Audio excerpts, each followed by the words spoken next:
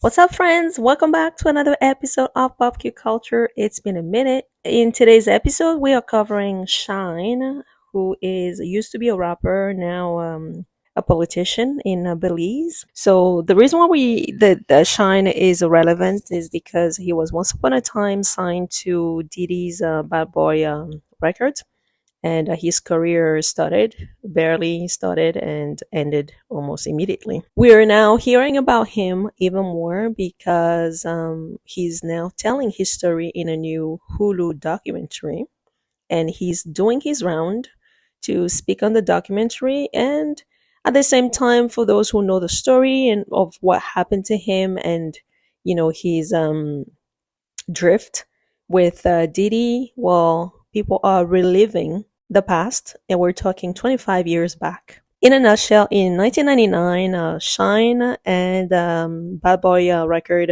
producer Sean Diddy Combs were in a club.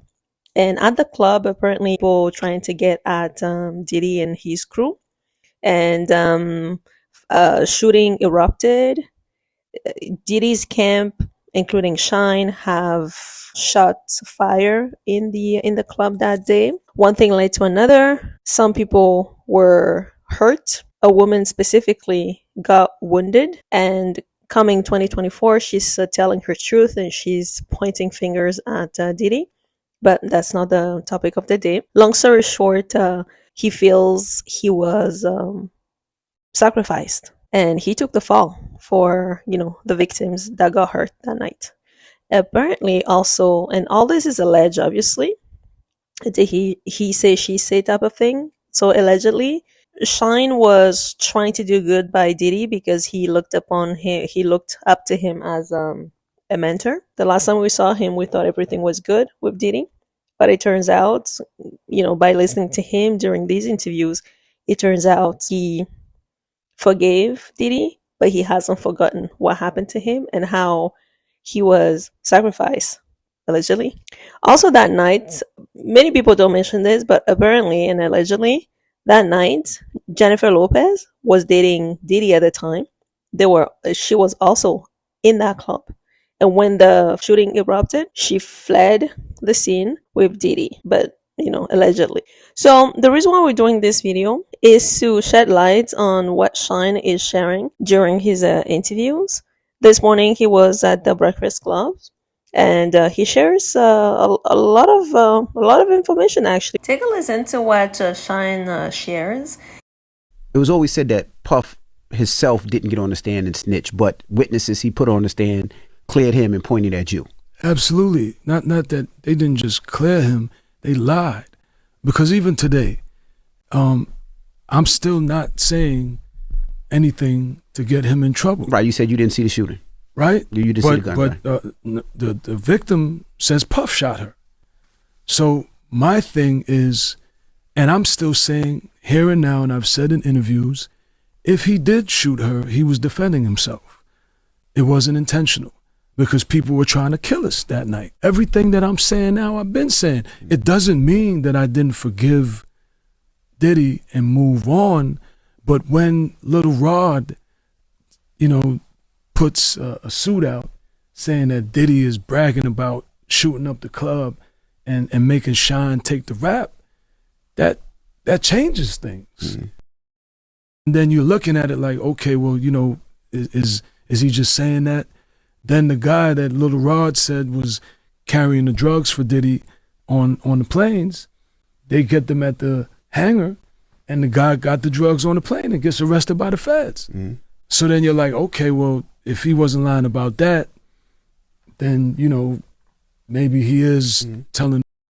Sharice Myers was a security guard, and I begged Puff not to call her as a witness, because as I'm saying now, all these years later, despite Puff being in federal custody, I'm still not saying that he did anything wrong. I'm saying even if he did shoot, he was defending himself, because we were all defending ourselves. Mm-hmm. So why would it have been so difficult for him to call witnesses that were saying the same thing? Because that's the truth. Mm-hmm. I wasn't in there being belligerent and acting in a depraved want, because that's what I got convicted of, assault for depravedness. And that was due to him. That was the most damaging witness. And we begged him, Wolf begged him, all of us begged him, yo, please don't call this witness. This witness is gonna bury me. And he called the witness. Why? Why wouldn't he listen to everybody? Like, why? Because he wanted to save Declare himself. himself. The strategy is somebody got to go to jail, and it ain't gonna be Diddy. Got to be Shyne, and the plea agreement that the DA was giving me, because the DA wanted me to testify against Diddy, and he called me in for what they call as a proffer. Mm-hmm. So in the proffer, they wanted me to come in there and be like, yo, he had the gun, he passed me the gun, he started shooting.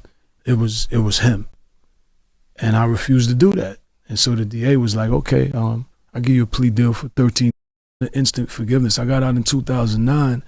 We didn't. There wasn't an attempt at reconciliation until 2012, when I went to Paris to meet him, and that was the first attempt at forgiveness. But I was still in a place of he owes me. He owes me his life. He owes me. He's a billionaire. If it wasn't for me, he wouldn't have been a billionaire. If I would have cooperated with the district attorney, he'd have went to jail, and heaven knows what would have happened to his career, right? So, you know, that's worth at least a couple $1 million out of the $1 billion that you're worth. And interestingly enough, you know, one of the things that Cassie alleges in her lawsuit is that when, you know, he would assault her, then he would, you know, take her on shopping sprees. And so I saw that in Paris. He spent like $500,000 like in one day shopping for her. And after I left, She was around back then? that's 2012. Oh, 2012. Okay, yeah. 2012. Yeah, gotcha. That's what I'm saying. That was the first attempt at reconciliation Gotcha, after I got out. Mhm. I got out in 2009. Mhm. And then it took a couple of years before I said, you know, let me reach out. I was actually living in Israel at the time. Mhm. And, but I felt he owed me something. And so it's like, you know, he probably gave me like 50 racks. And I'm like, you know, you can't be serious. Like, that's 10 years, 50 racks. Like, As you were in jail, he didn't reach out to you at all? he came to see me once, and I think I tried to spit in his face Okay. in Rikers Island. So That's probably you why know, he didn't come back, yeah. I didn't want him to come back. I didn't even want him to come see me. I didn't even know he was coming to see me. They just brought me down in the lawyer's office, and you know, So you did an angry bit. I really, you know, my life was destroyed, devastated, and I was figuring out how to continue living, buried alive. And I didn't want anything to do with Diddy, and hurt me was Sharice Myers. And again, if you go back to my interviews, I said all this. I've been saying all this. Mhm. It's just the power of Diddy, the power of his celebrity, his iconic status was just so loud. Mhm. And so nobody cared to listen. It was like, yo, you know, you the mad rapper, or, you know, whatever. I got business going on with him. But again, Nas wasn't lying when he said, I don't like the way Diddy did Shyne with different lawyers. Mhm. He was telling the truth. Yeah.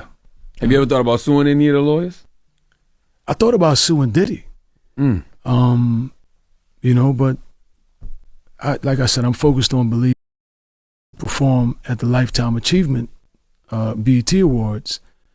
You know, to me that was a moment of power, because now he was begging me to do something because I didn't want to perform.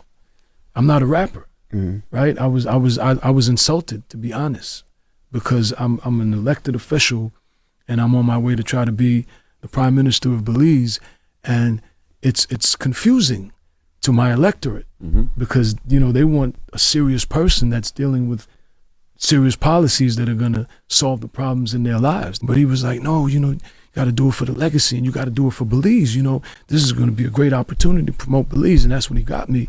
And I was like, all right, well, you know, the flag got to come down when I'm performing, and everything got to be Belize. And I have no regrets about that, because it worked. It's the biggest flag ever on stage, first time that's ever happened for Belize. And he was chanting Belize, and I changed up the first verse. What else is Lil Rod, who produced the Love album? What else is he telling the truth about? So that makes you look at him crazy. Then the video comes out with Cassie, so then another lie is exposed. And there's only a few people who know the truth about that night. Yeah. Right? So if you know the truth and then you hear Rod say something like that, you like, oh, word? Exactly. You out here bragging about this? Exactly. Okay. Exactly. I get it. Exactly. I get it. But even still, I say here what I've said in all my interviews, but that doesn't make the headlines. When they ask, how do you feel? I would not wish incarceration on my worst enemy.